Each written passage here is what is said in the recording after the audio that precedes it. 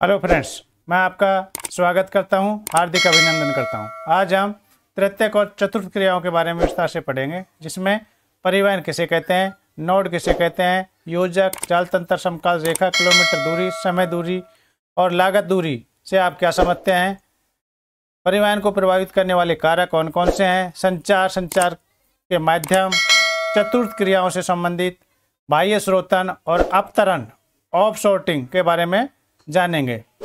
Chapter को अच्छी तरह से समझने के लिए पूरी वीडियो को ध्यान से देखें। तो सबसे पहले हम बात करते हैं कि परिवहन किसे कहते हैं या परिवहन से आप क्या समझते हैं। तो परिवहन क्या है? तो परिवहन एक ऐसी सेवा या सुविधा है जिसके द्वारा व्यक्तियों या वस्तुओं या संपत्ति को एक स्थान से दूसरे स्थान पर ले जाया जाता है। उसे क्या कहा जाता है? उसे परिवहन कहते हैं। चाहे कोई व्यक्ति एक जगह से दूसरी जगह जाए या किसी सामान को पहुंचाए या कोई संपत्ति, तो उसे परिवहन कहते हैं।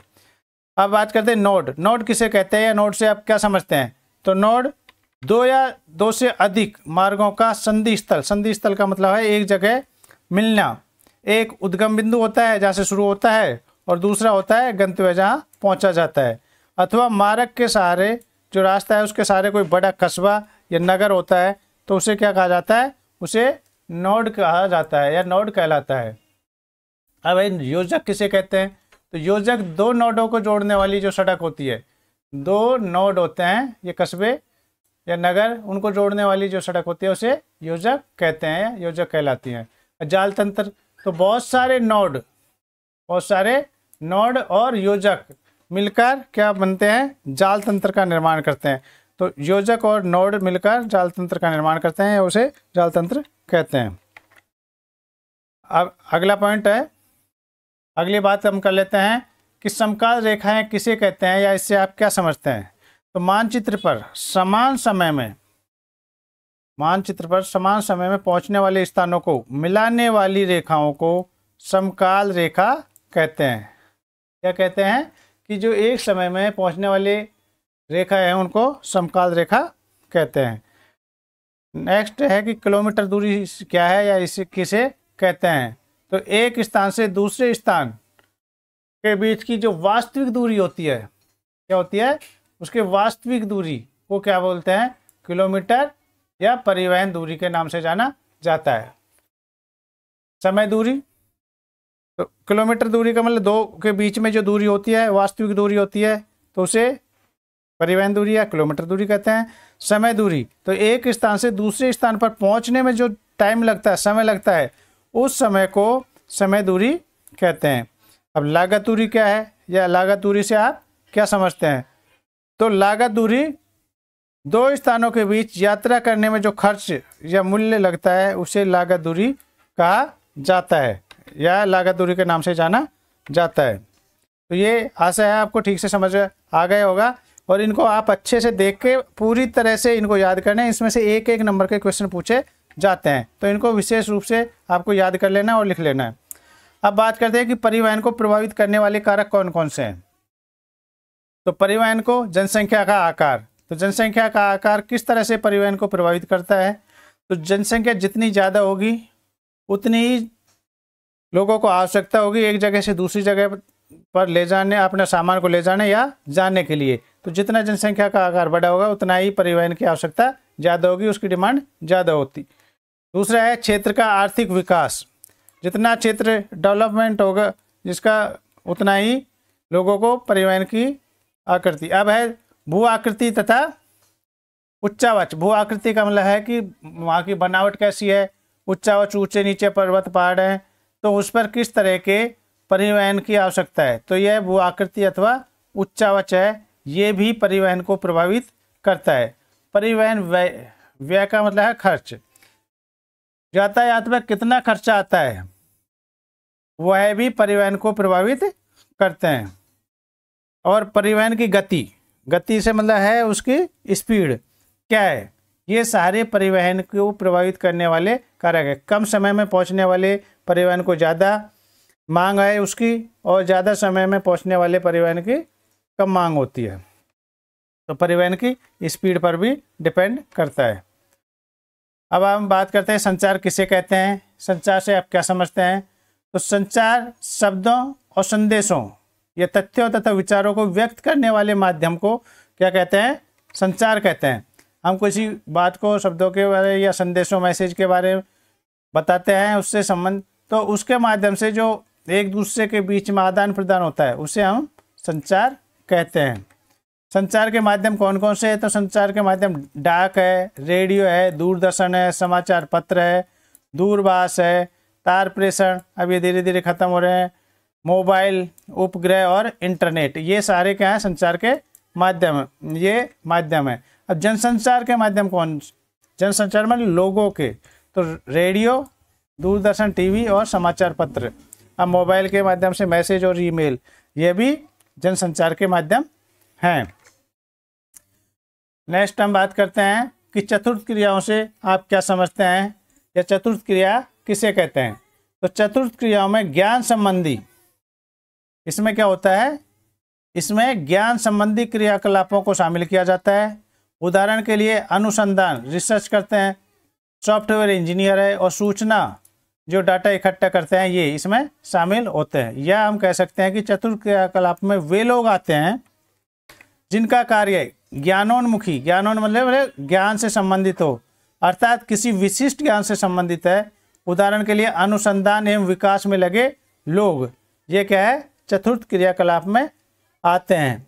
या फिर हम कह सकते हैं कि चतुर्थ क्रियाकलाप का दायित्व चिंतन, शोध, रिसर्च करना, डेवलप करने के लिए नए विचार देना, और चतुर्थ क्रियाकलाप में लोगों का एक विशिष्ट वर्ग है जिसका लक्षण उच्च वेतनमान, हाई पे लेते हैं और पदोन्नति के अवसरों के साथ साथ बहुत अधिक गतिशील होते हैं, गतिमान होते हैं। तो ये क्या करते हैं, कहने का मतलब है कि ये नए विचार देते हैं और ये ज्ञानोन्मुखी होते हैं, ये अनुसंधान करते हैं और विकास कार्य में लगे होते हैं। इनमें सॉफ्टवेयर इंजीनियर हो सकता है, अनुसंधानकर्ता हो सकता है, या सूचना संग्रहणकर्ता हो सकता है। तो चतुर्थ क्रिया किसे कहते हैं ये आप समझ गए होंगे अच्छी तरह से। आपको अच्छे से याद करना है, इसी तरह के प्रश्न एग्जाम में पूछे जाते हैं। अब है बाह्य स्रोतन यानी आउटसोर्सिंग से आप क्या समझते हैं। तो आउटसोर्सिंग व्यावसायिक क्षेत्र में दक्षता को सुधारने, किसी की क्वालिटी को सुधारने तथा लागतों को कम करने के लिए किसी बाहरी अभिकरण, अभिकरण का मतलब एजेंसी को काम सौंपना ही बाह्य स्रोतन या ठेका देना कहलाता है। इसमें क्या होता है कि दूसरी जगह दिया जाता है और उसमें क्या है कि उसकी लागत कम हो जाती है। या फिर हम ये कह सकते हैं कि कुछ देशों में श्रम का मतलब लेबर महंगा है, जबकि कुछ देशों में लेबर सस्ती है।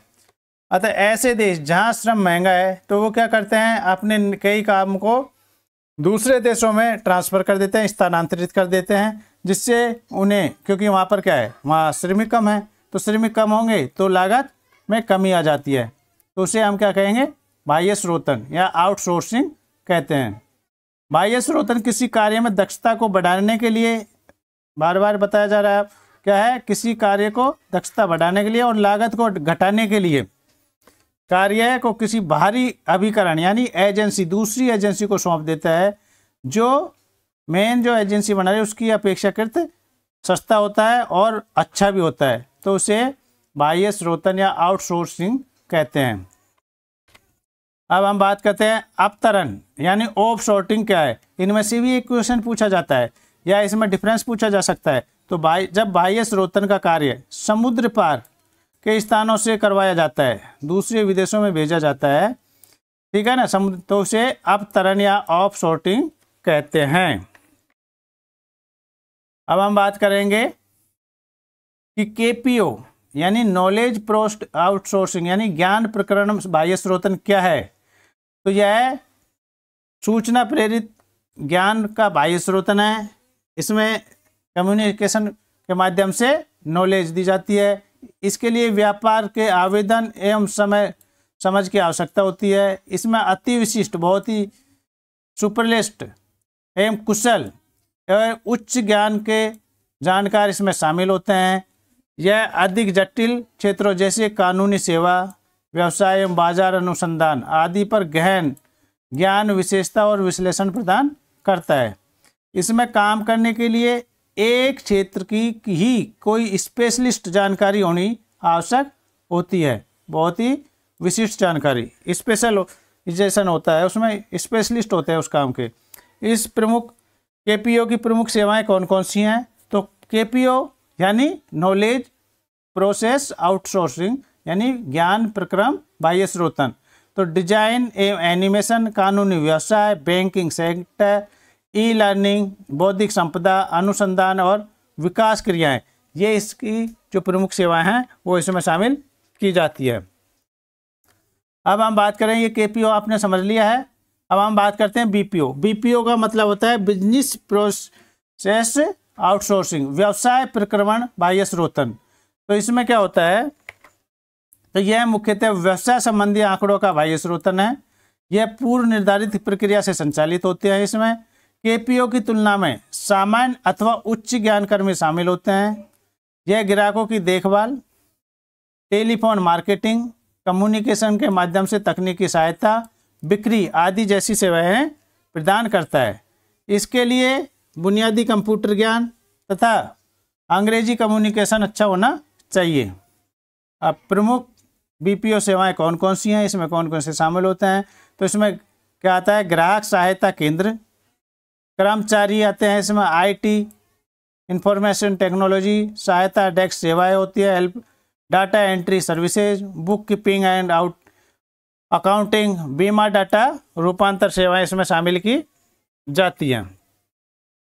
अब हम बात करते हैं कि अंकीय विभाजन क्या है या किसे कहते हैं।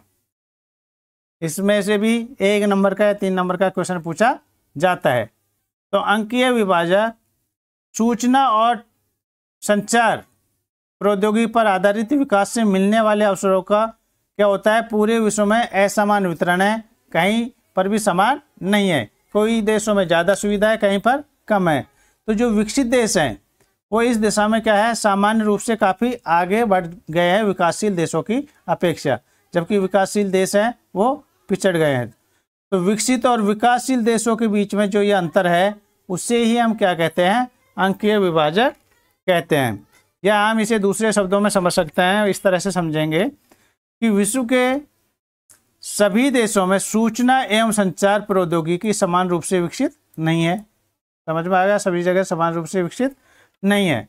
जिन देशों में सूचना एवं संचार प्रौद्योगिकी विकसित है वहाँ लोगों को सूचना मिलने में तीव्रता होती है। जहाँ टेक्नोलॉजी ज़्यादा है वहाँ जल्दी से मिल जाती है और विकसित प्रौद्योगिकी के कारण आगे बढ़ जाते हैं। जबकि विकासशील जो देश हैं उनको आधुनिकतम सूचना एवं संचार प्रौद्योगिकी का आसानी से ज्ञान प्राप्त नहीं हो पाता है, आसानी से प्राप्त नहीं हो पाती है और वे विकास की दौड़ में क्या रह जाते हैं?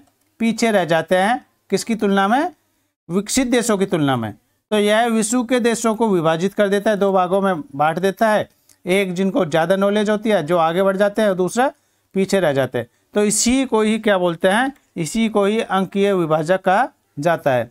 एक देश के विभिन्न राज्यों में इस तरह का विभाजन हो सकता है। एक ही देश में, अलग अलग देशों में तो होता है, लेकिन एक ही देश में भी इस तरह का हो सकता है। वो कैसे? उदाहरण के लिए हम भारत देश का अपना ले लेते हैं। इसमें क्या? हैदराबाद, बेंगलोर, दिल्ली, कोलकाता जैसे महानगर हैं। इन नगरों में और नगरों की अपेक्षा ज़्यादा टेक्नोलॉजी है और ये अन्य शहरों से या नगरों से आगे बढ़ गए हैं।